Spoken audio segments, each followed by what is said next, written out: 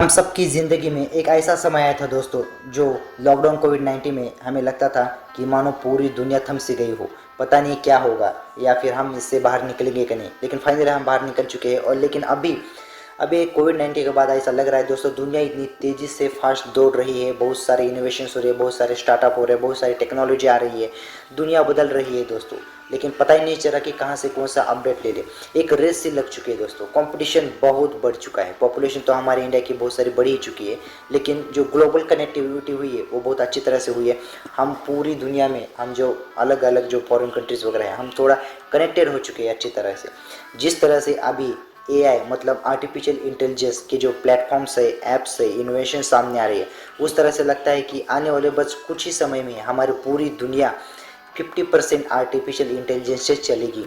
Already इसकी शुरुआत हो चुकी है। बहुत सारे प्लेटफॉर्म्स और ऐप, बहुत सारे लोग इसका डेली लाइफ में इस्तेमाल कर रहे हैं। अभी इटली में ही खबर आई है कि चैट जीपीटी पे बैन लगा दिया गया है। मे बी इंडिया में भी बैन लग सकता है या फिर बहुत सारे और भी कंट्रीज़ में बैन लग सकता है, क्योंकि इनोवेशन ही हुआ इतना एआई इंडस्ट्री में। मोर देन 500 ऐप्स मार्केट में आ चुके हैं एआई की, और डेली इसके लॉन्चेस वगैरह चालू हो चुके हैं। चैट जीपीटी एक इनोवेशन है, और इसमें नहले पे दहला ये हो चुका है कि चैट जीपीटी प्लस भी आ चुका है।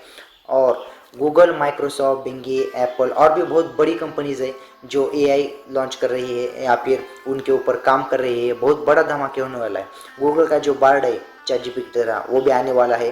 ग्लोबली एक रिपोर्ट के अनुसार ग्लोबली 18% एवरेज से हिसाब से इंडिया में 11% जो जॉब है वो ऑटोमेटेड हो चुके हैं दोस्तों, एआई की मदद से। और भी बहुत सारी इसमें इंक्रीमेंट होने वाले आने वाले बस कुछ ही समय में। बहुत ही फ्यूचरिस्टिक चीज़ें आने लगी दोस्तों। लेकिन मान लीजिए बहुत ऐसे हमारे जो निजी ज़िंदगी में रहें, डेली लाइफ में बहुत ऐसी प्रॉब्लम्स होती हैं, यहाँ पे बहुत ऐसे सारे काम होते हैं। इसका मतलब मान लीजिए हमें कुछ लेटर लिखना है या फिर कुछ एजे लिखना है, तो हमें लिखने में उसे 15 मिनट 10 मिनट 20 मिनट लग जाता है। लेकिन एआई की मदद से हम बस कुछ ही सेकंड में, 1 या 2 सेकंड में उसे लिख सकते हैं। तो इंसान का काम कितना आसान हो सकता है। ये इंसान की प्रॉब्लम सॉल्व होने की कहानी है दोस्तों। लेकिन इसके कुछ डिसएडवांटेज भी है, जैसे स्कूल में बच्चे भी इसका इस्तेमाल कर रहे हैं पढ़ाई के लिए, स्टडी में। अगर इस किसी बच्चे को कहा जाए कि आपको एक एजे लिखना है किसी एक टॉपिक के ऊपर, तो वो ज़्यादा अपना दिमाग नहीं लगाएगा, कुछ स्टडी नहीं करेगा, ज़्यादा सोचेगा नहीं, कुछ आइडिया क्रिएटिव कुछ भी नहीं होगा। वो बस जाके चैट जीपीटी पे सर्च कर देगा कि right AJ on this topic, तो बस काम हो जाएगा। लेकिन हमारा दिमाग भी तो क्रिएटिव तरह से सोचना चाहिए, चलना चाहिए। आने वाली जो पीढ़ी है वो किस तरह से इंटेलिजेंस होगी, जीनियस होगी।